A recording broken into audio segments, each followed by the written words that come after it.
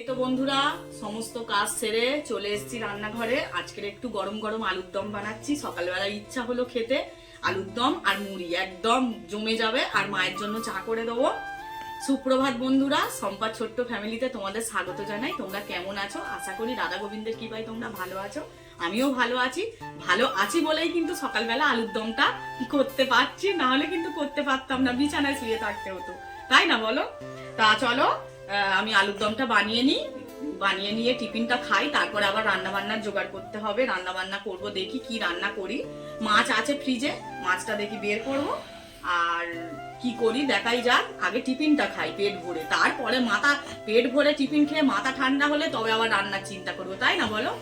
আর তো ঘড়ির কাঁটা হু হু করে বেড়ে যাবে শীতের। তাও একটু বেলা বড় হয়েছে, না হলে তো আর পারা যাচ্ছিল না, এত মানে ছোট বেলাও ছিল।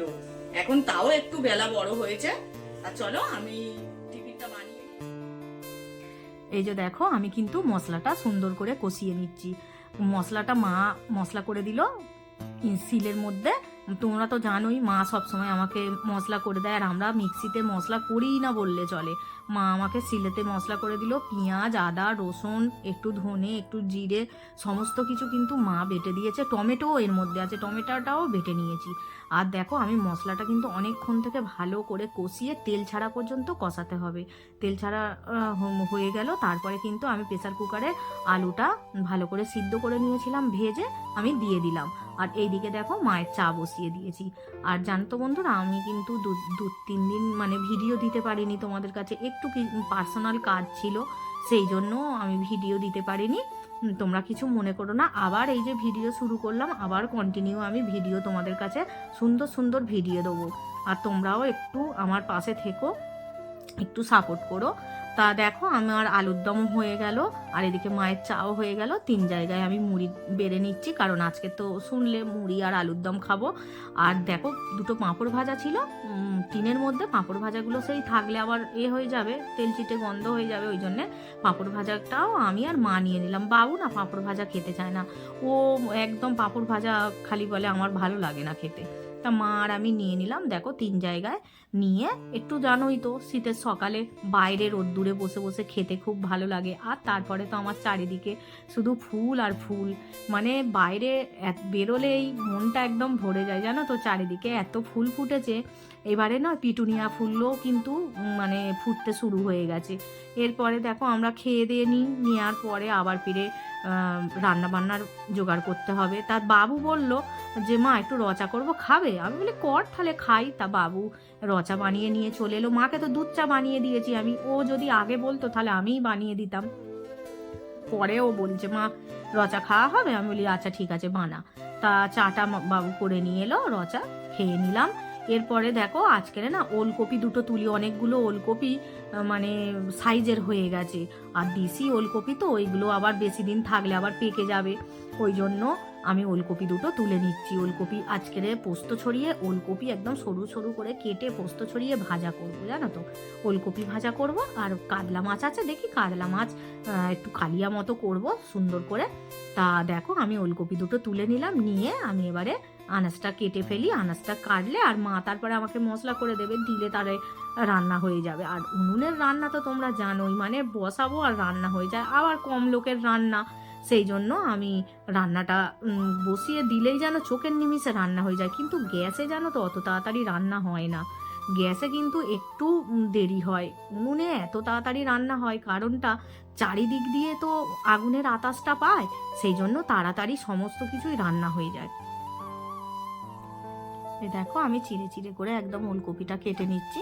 আর মাকে উনুনটা ধরিয়ে দিতে বলবো, মা উনুনটা ধরিয়ে দিলে আর আমি ওলকপি ভাজাটা আগে বসিয়ে দেবো। তারপরে মাছের ঝালটা মা মশলাটা করতে করতে আমার এদিকে ওলকপি ভাজা হয়ে যাবে, আর আমি মাছের ঝালটা করে নেবো। এই দেখো, ওলকপিটা আমি কড়াতে তেল দিয়ে আর ওলকপিটা দিয়ে দিলাম। আর এত তাড়াতাড়ি সিদ্ধ হয়ে গেছে বন্ধুরা, তোমাদেরকে কি বলবো, মানে চোখের নিমিষে যেন আলু মানে ওলকপিটা একদম সিদ্ধ হয়ে গলে গেল। আর এত দারুণ খেতে হয়েছিল যে তোমাদেরকে কি বলবো। একটু নুন আর মিষ্টি আর হলুদ গুঁড়ো দিয়ে আমি কিন্তু ভাজাটা বসিয়ে নিলাম, আর নামানোর আগে কিন্তু আমি পোস্তটা ছড়িয়ে দিলাম। এই দেখো আমার ওলকপি ভাজা হয়ে গেল। এরপরে এই যে 3 পিস মাছ নিয়ে আমি ভালো করে ভেজে নিচ্ছি, ভেজে আর মা আমাকে মশলা করে দিচ্ছে। মা মশলা করে দিচ্ছে পেঁয়াজ, আদা, রসুন আর একটু কাজু বাদাম দিয়েছিলাম, জানো তো, একটু কাজু বাদাম। মানে টক দই থাকলে খুব ভালো হতো, তাহলে দই কাতলার মতোই হয়ে যেত। তা টক দইটা নেই বলে আমি মানে বিয়েবাড়ির স্টাইলেই মাছের কালিয়াটা করেছিলাম। এত সুন্দর টেস্ট হয়েছিল বন্ধুরা, তোমাদেরকে কি বলবো। এই দেখো লাস্টে কিন্তু মশলাটা কষানোর পরে আমি কাজু বাদাম বাটাটা দিয়ে দিলাম। কাজু বাদাম বাটা দিয়ে তারপরে তেল ছেড়ে দিল। এরপরে আমি পরিমাণ মতো জল দিয়ে দিলাম। জল দিয়ে এবারে আমি কাতলা মাছ ভাজাগুলো দিয়ে ভালো করে অনেকক্ষণ থেকে ফুটিয়ে আর নামিয়ে নেবো। আজকের আমার কিন্তু এই রান্না, কাতলা মাছের ঝাল মানে কালিয়া আর ওলকপি পোস্ত ছড়িয়ে ভাজা। এই দেখো বন্ধুরা, আজকে রান্না হয়েছে এই যে ওলকপি ভাজা, পোস্ত ছড়িয়ে, আর এই মাছের কালিয়া করেছি কাতলা মাছের, আর এই সকালের আলুর দম আছে। আলুর দমটা রাত্রির বেলা রুটি করে নেবো, রুটি করে খেয়ে নেবো। তো বন্ধুরা দেখো আমি ভাত বেড়ে নিলাম। আজকে হয়েছে ডাল সিদ্ধ আর ওলকপি ভাজা আর এই যে মাছের ঝাল। এই তো দেখো, আর ডাল সিদ্ধটা একটু নুন দিয়ে আর তেল দিয়ে নিলাম, আর এই যে মাছের কালিয়া হয়েছে, আর এই যে ওলকপি ভাজা। এই আজকের আমাদের রান্না বান্না।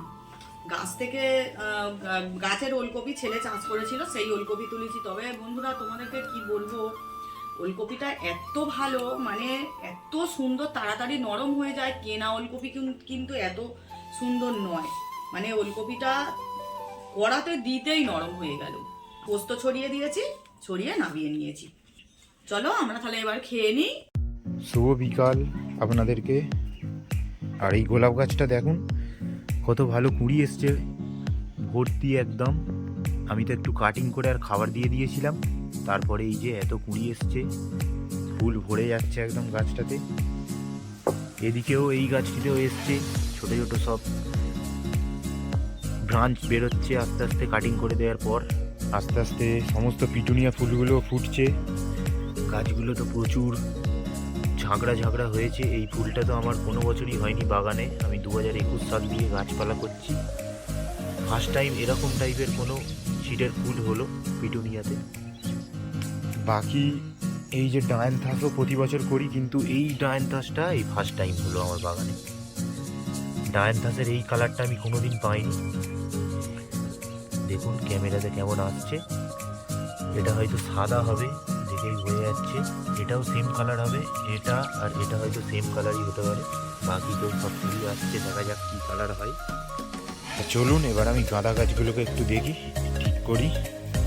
এই যে শুকনো ফুলগুলো আছে না গাছের মধ্যে, এই যে ফুলগুলো শুকনো হয়ে গেছে, এই ফুলগুলো থেকে যখন ঝরে গিয়ে, মানে এই ফুলগুলো ঝরে গিয়ে যখন দানা তৈরি হবে, তখনই এই গাছটা নষ্ট হয়ে যাবে। আমি দানা তৈরি হওয়ার আগে এই ফুলগুলোকে আমি কাঁচি দিয়ে সমস্ত কেটে দেবো, দিয়ে আর একটু খোল সার দিয়ে দেবো। দিলে নতুন ব্রাঞ্চ বেরোবে, বেরোলে আবার এই যে কুঁড়িগুলো সব আছে, এই কুঁড়িগুলো থেকে আবার সমস্ত ফুলগুলো ফুটবে, এই নতুন কুঁড়িগুলো থেকে। তাহলে গাছটা আমার অনেক দিন লাস্টিং হবে। দেখি, নতুন ট্রিক আমি কোনো বছরই ইউজ করিনি, এই ফার্স্ট টাইম করব। দেখুন পুরো বাগান ফাঁকা করে দিয়েছি। না, এখনও একটা আছে, এই একটা, এটাকেও কেটে দিই। পুরো গাছে সমস্ত শুকনো ফুল আমি কেটে দিয়েছি একদম। জাস্ট দু একটা যে নতুন ফুল ছিল সেগুলোকেই আমি রেখেছি। এই যে এতগুলো শুকনো ফুল সব গাছের মধ্যে ছিল। এইবারে এই গাছকে খুঁজে আরও একবার করে খোল, ডিএপি সমস্ত কিছু দিয়ে দেব, দিয়ে ভালো করে বেশি বেশি করে জল দিয়ে পুরো গাছকে স্নান করিয়ে দেব।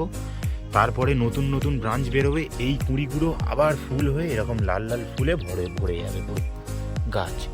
দেখা যাক, আমি কোনো বছর ট্রাই করিনি, এই ফার্স্ট কি হয়। পুরো সমস্ত গাছ একদম পরিষ্কার করে দিয়েছি, জাস্ট নতুন যে লাল ফুলগুলো সেগুলোই আছে। আপনাদেরকে একটা সুন্দর ফুল দেখাই। এটা হচ্ছে আমার প্রিয় ফুল শীতের বাগানের, সেটা হলো কসমস। ফার্স্টেই সাদা কালারটা এসেছে, একদম পিওর হোয়াইট। ভীষণ ভালো লাগে আমার এই ফুলটা। অনেকই গাছ আছে, দেখা যাক আর কি কি কালার হয়। গাঁদা গাছগুলো আস্তে আস্তে সব ফুলে ভরে যাচ্ছে। এইটাই আজকে আমার টিপস ছিল। আপনারাও যারা বাগান করেন এইভাবে একবার ব্যবহার করে দেখতে পারেন, এই টিপসটা ইউজ করতে পারেন। এই দেখো সন্ধেবেলা মামার বাড়ি চলে এসেছি, আর বিকেলবেলা ছেলে তো তোমাদেরকে বাগানটা ঘুরিয়ে দেখালো, দেখলেই তো কত সুন্দর ফুল ফুটে আছে, ও সব গাছের সম্বন্ধে তোমাদেরকে বললো। তা সন্ধেবেলা বললো মা চলো তো আজকের একটু দাদুর বাড়ি ঘুরে আসি। তা দেখো মামার বাড়ি চলে এসেছি, মামার তো জানোই চপ দোকান, আর আমি দেখো এখানে বসে বসে মামির সঙ্গে গল্প করছি, আর মামা ফুরুলি ভাজবে, সেই জন্যে মামা দেখলে তো কাঁচা লঙ্কা কেটে দিল বেসনের উপরে, আর ফুরুলিগুলো ছাড়ছে দেখো। আমার মামার দোকানে কিন্তু প্রচুর পরিমাণে বিক্রি আছে জানো তো, পাড়ার ভিতরের দোকান, কিন্তু মামার চপের ফুরুলির এত সুন্দর টেস্ট না, খুব মানে সেল আছে। আর মামার কিন্তু দোকানটাও অনেক বছরের পুরনো।